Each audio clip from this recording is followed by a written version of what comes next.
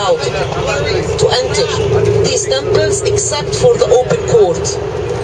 This is where they sit, and they prepare for them a special offering table made of alabaster. It should be made of alabaster, because when the sun rises from the east, the rays of the sun will come straight line to the open court. The alabaster will absorb the rays and the heat, and it will fire all the offerings on top. And this is like a mark or a sign that the God accepted your offering, so now you can leave the temple.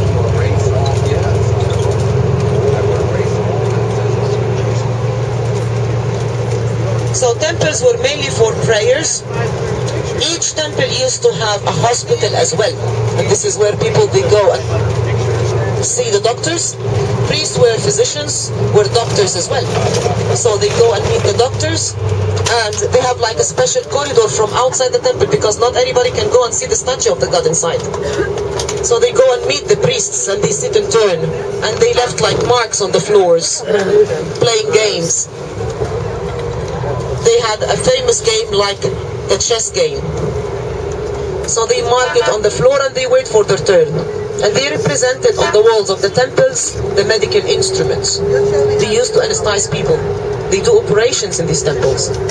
And they give them prescriptions, medicines from natural herbs, of course. And they tell them what they do when they leave the hospital. The maximum stays for 10 days in the hospitals and the temples.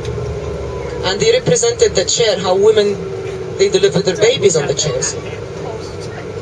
And they tell them that they have to go and change scenery when they go out of the hospital. And they wrote this on very popular papyri paper. And also they used to have libraries inside. Libraries, and these libraries were housing all the important texts written on the walls of this temple.